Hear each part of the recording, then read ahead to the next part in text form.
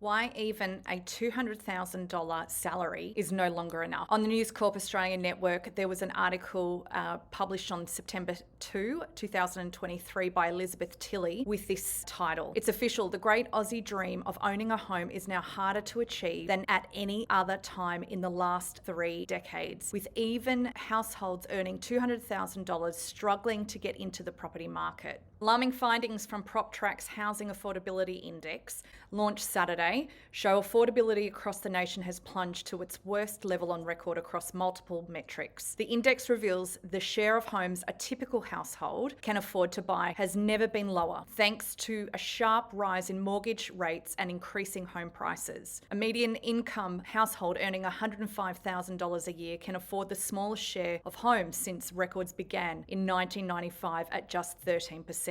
Even high-income households earning $200,000 or more a year could only afford to own about half the number of homes sold in 2022-2023. Low-income households are facing incredibly stretched affordability. The lowest 20% of income earning households earning $47,000 could afford just 1% of homes. Of all the states, New South Wales is officially the least affordable for housing. With the time it takes to save a deposit, there is close to 7 years. Perhaps surprisingly, Tasmania is the second least affordable state behind New South Wales, a stark turnaround from only a decade ago when it was the most affordable of all states. It has never been more unaffordable to own a home in South Australia, and it's the same situation in Victoria, which has experienced a severe decline in affordability since 2020. Unlike most other states, Queensland's housing affordability has actually improved slightly from its record low in 2007-2008, but has continued to decrease steadily in recent years. PropTrack senior economist Angus Moore said the situation was especially challenging for first home buyers, particularly young people to 34-year-old age bracket who can afford fewer than 30% of homes. Mortgage interest rates have increased extremely rapidly from the record lows in 2020 and 2021, following RBA rate hikes that began in May 2022, Mr. Moore said. This has caused the sharpest increase in mortgage rates since the mid-1980s and has reduced borrowing capacities by as much as 30% for new borrowers. A new index has found an average income household would need to spend a third of their income on mortgage repayments to buy a median-priced home. At the same time, existing borrowers, which make up around a third of Australian households, have faced sharp increases in mortgage repayments. A typical recent borrower now faces repayments as much as 50% higher than early 2022. The index found servicing a mortgage is also close to as hard as it has ever been, only just below the peak reached in 1989 when interest rates climbed as high as 17.5%. A household earning average income would need to spend a third of their income on mortgage repayments to buy a median-priced home. Housing affordability in Queensland. At the same time, Mr. Moore said sharply higher price growth throughout the pandemic had meant housing accessibility. How long it takes new buyers to save a deposit remained incredibly challenging. The average time taken to save a deposit peaked in 2021-2022 at 6 years, compared to less than 3 years in 1990. But interest rates were also at record lows. The PropTrack index measures affordability based on the share of home households can afford to purchase across the whole income distribution, using data dating back to 1995. It assumes the household already has 20% deposit, spends 25% of their gross income on mortgage repayments, and takes into account the prevailing average mortgage rate, currently 5.94% plus a buffer rate. So what are your thoughts on this article? How do you fit within this? What's some suggestions to the government that could help with this problem in the Australian society?